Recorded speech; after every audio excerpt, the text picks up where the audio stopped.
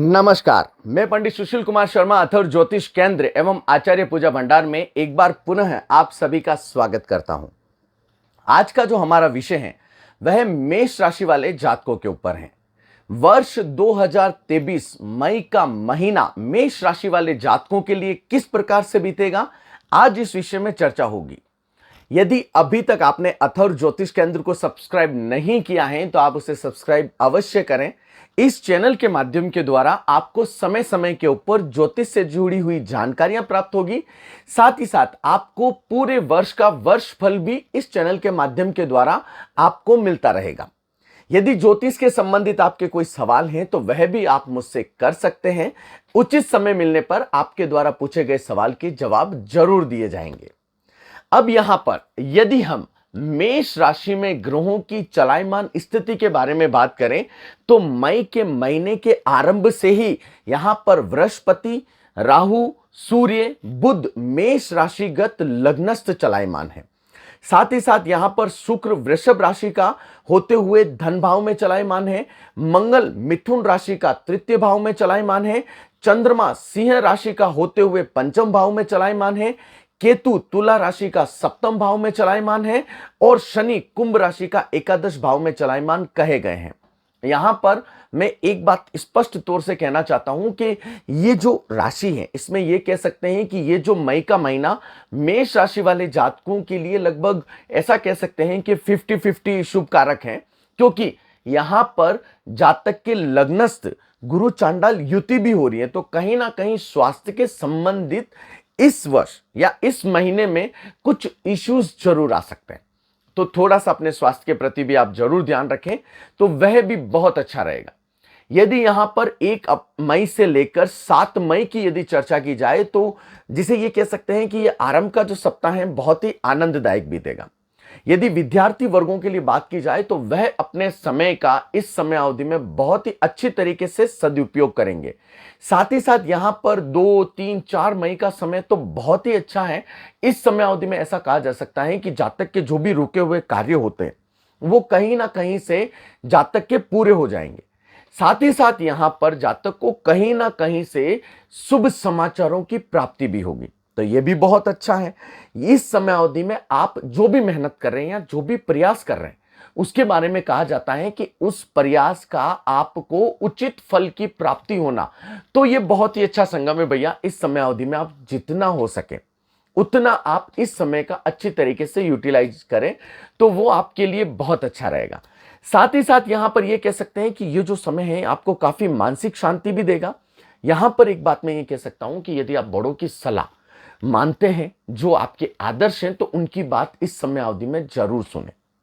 जल्दबाजी किसी भी कार्य में आपको नहीं करनी है तो आपको परिणाम भी बहुत अच्छे मिलेंगे, सार्थक परिणाम मिलेंगे।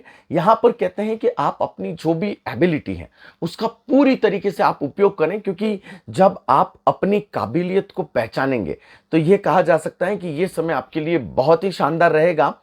इस समय अवधि में आप यदि किसी भी प्रॉपर्टी के संबंधित या व्यापार के संबंधित कोई भी कार्य कर रहे हैं तो सलाह मशवरा जरूर लें, उसके बाद में कार्य करें। इस समय अवधि में यह कहा जा सकता है कि यह समय आपके मान सम्मान को बढ़ाने दायक भी है, तो यह भी आपके लिए बहुत अच्छा है। फिर यदि बात की जाए तो संतान पक्ष के बारे में भी यह कहीं ना कहीं जातक को शुभ फलों की प्राप्ति जरूर देगा। 6 और 7 मई के समय की यदि चर्चा की जाए तो यह समय थोड़ा सा कष्टकारक कहा जा सकता है।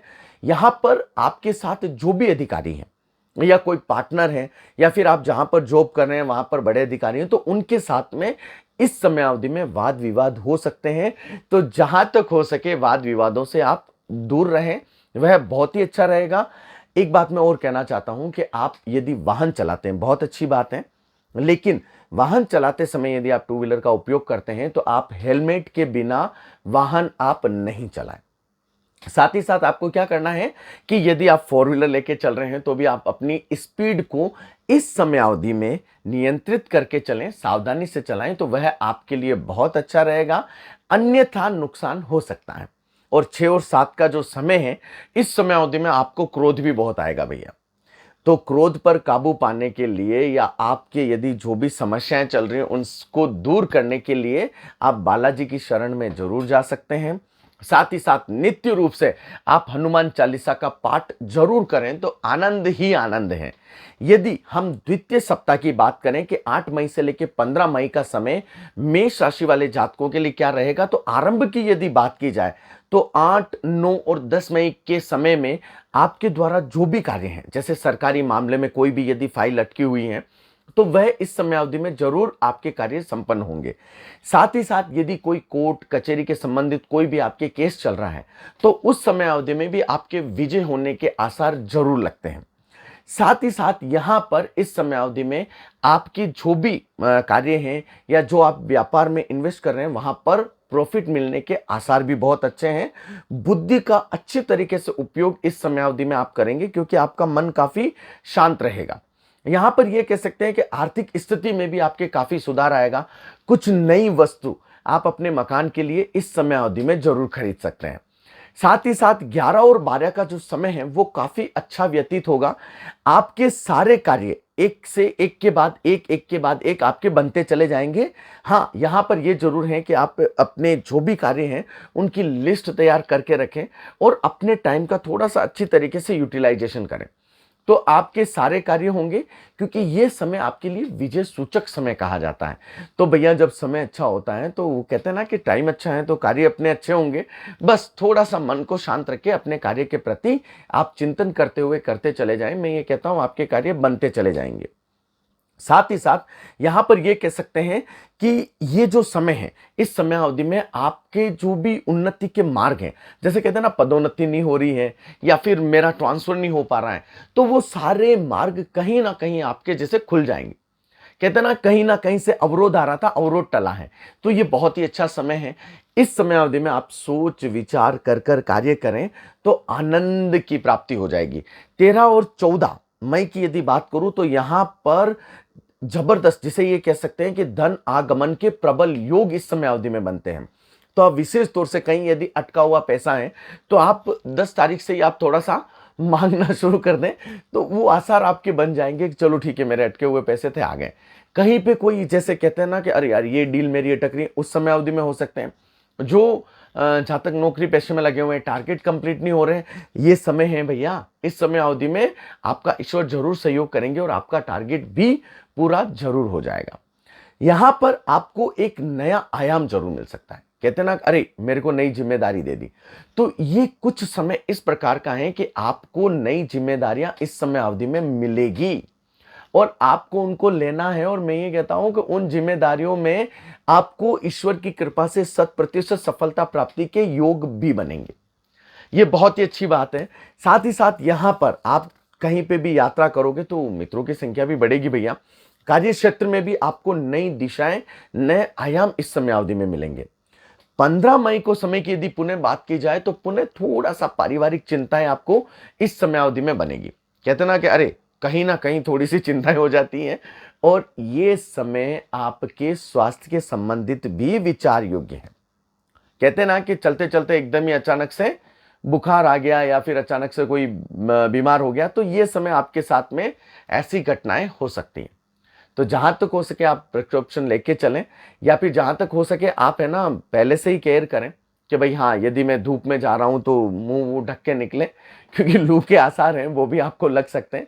तो जितना आप बचोगे उतना आपके लिए काफी अच्छा है, क्योंकि यहां पर जब हमारा शरीर सहयोग नहीं करता है, कहते हैं ना कि अरे बीमार होने, तो आत्मविश्वास कमजोर होता है और आत्मविश्वास कभी भी कमजोर नहीं करना है। लक्ष्य के ऊपर डटे रहना है, काम बनते चले जाएंगे।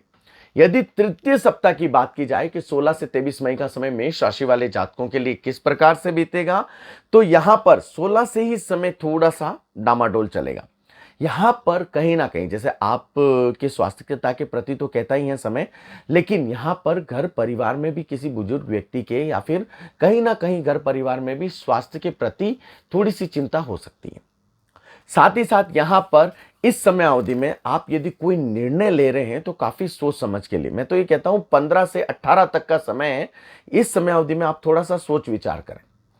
17, 18, 19 का समय की भी यदि बात की जाए तो यहां पर यदि आप यात्रा कर रहे हो तो वहां पर आपकी सफलता प्राप्ति के इस समय अवधि में जरूर योग बनेंगे। यदि आप अपनी प्लानिंग ले रहे हो तो इस समय अवधि में आप रखें भैया इन 3 दिन 16, 16 को छोड़ दीजिए, 17, 18, 19 को मुझे यात्राएं करनी। इस समय अवधि में आपके जो भी डील है ईश्वर की कृपा से जरूर क्रेक होगी। साथ ही साथ यहां पर यह कह सकते हैं कि इस समय अवधि में आपके सोर्स ऑफ इनकम के जरिए भी बढ़ेंगे। ये बहुत ही अच्छा समय है।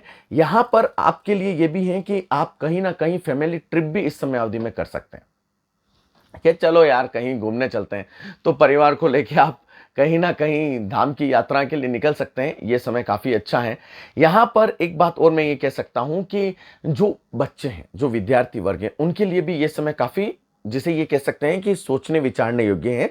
जो कंपटीशन एग्जाम की तैयारी कर रहे हैं, उनका ये समय इस प्रकार से है कि उनके आत्मविश्वास में काफी बढ़ोतरी होगी और उनको स्वयं को इंटरनली फील होगा कि अरे यार अच्छा हो रहा है।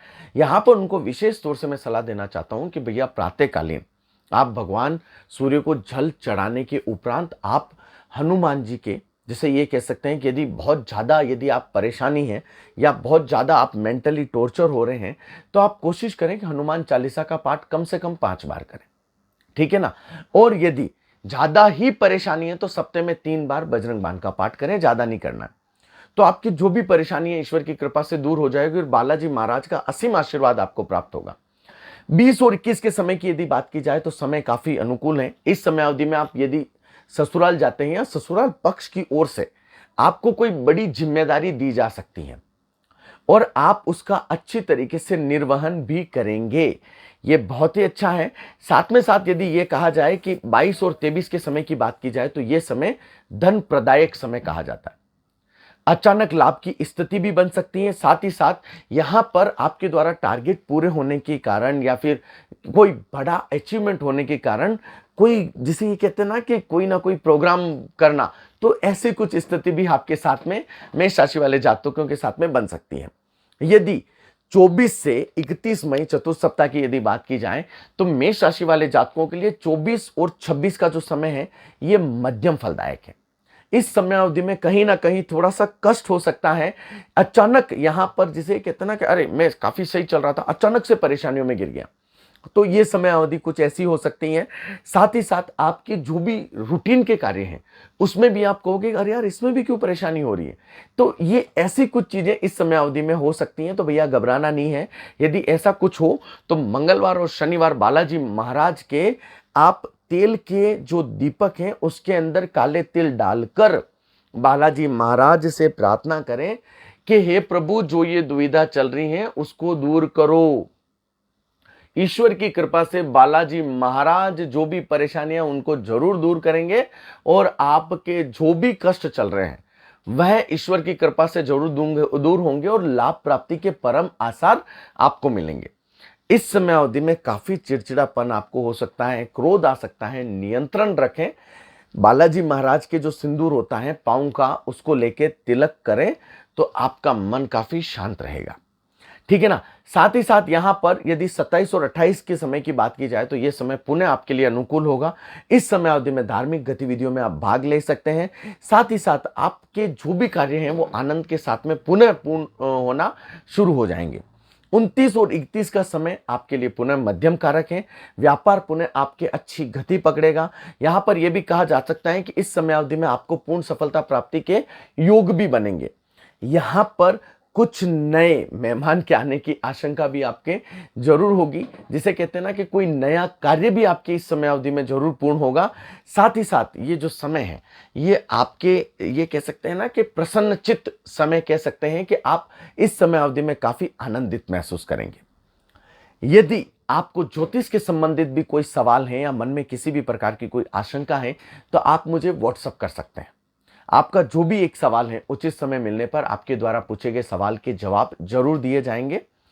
यहां पर यदि आप, जिसे कहते हैं ना कि जो मेष राशि की जातक जातिकाएं हैं उनकी विवाह के संबंधित यदि बाधाएं आ रही है तो वो क्या करें कि प्रत्येक सोमवार के दिन केसर या हल्दी जल में डालकर भगवान भोलेनाथ के शिवलिंग के यहां पर अभिषेक करें और साथ ही साथ वह विवाह की कामना करें, तो उनके जो भी विवाह के संबंधित बाधाएं चल रही हैं ईश्वर की कृपा से जरूर दूर होगी।